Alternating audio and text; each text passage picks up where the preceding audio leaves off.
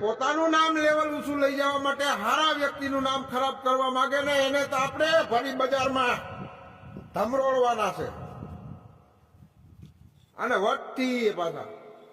હવે ભાઈઓ જે 2-3-4 દિવસથી સોશિયલ મીડિયાની અંદર વિરોધ ચાલે છે ને, જે આ મિત્રો વાત કરી તો આગળ તમે જે ભાઈનો વિડીયો જોઈ ને અત્યારે સોશિયલ મીડિયામાં વાયરલ થઈ રહ્યો છે, તે ભાઈ મિત્રો બોલ્યા છે ને મને તો ભાઈ સાસું લાગ્યું છે. પરંતુ ભાઈઓ આપણે કીર્તિ પટેલને વિરોધ પણ નથી કરતા, કારણ કે કીર્તિ પટેલ તેના મંતવ્યો પ્રમાણે તે આશા હોઈ શકે છે અને ખજૂરભાઈને આપણે સપોર્ટ કરીએ છીએ.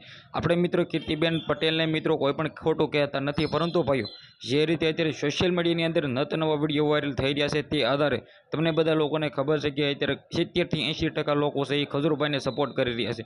કારણ કે મિત્રો વાત કરીએ તો ખજૂરભાઈ એવા મિત્રો 345 ઘર બનાવેલા છે. તમે વિચાર કરી શકો છો કે તે મિત્રો વાત કરી તો હજી જ આ વિરોધ ચાલુ છે છતાં ભાઈ તે કામ કરે છે, પોતાનું મકાન બનાવે છે. તો મિત્રો આનેથી ભગવાન તો કોને કહેવાય. તો આ વિડીયોને બને એટલો શેર કરી દેવાનો છે અને ખજૂરભાઈ માટે 2 લાઈન કમેન્ટ સેક્શનમાં જરૂર લખી દેજો. કારણ કે મિત્રો આપણી ચેનલમાં અત્યાર સુધી સબસ્ક્રાઈબ નથી કર્યું તો સબસ્ક્રાઈબ પણ કરી લેજો, જેથી તમને તમામ અપડેટો સૌથી પહેલાં તમને બધા લોકોને જોવા મળી જાય.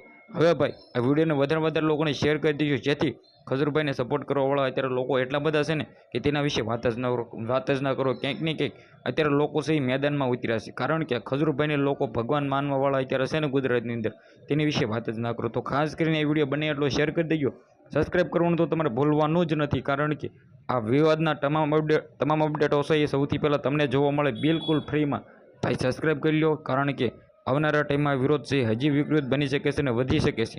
તો વિડીયોને શેર કરી દેજો. આજના વિડીયોમાંથી આટલી જ માહિતી. આપણે એક નવો વિડીયો મળી ત્યાં સુધી બધા જ લોકોને જય હિન્દ, જય ભારત.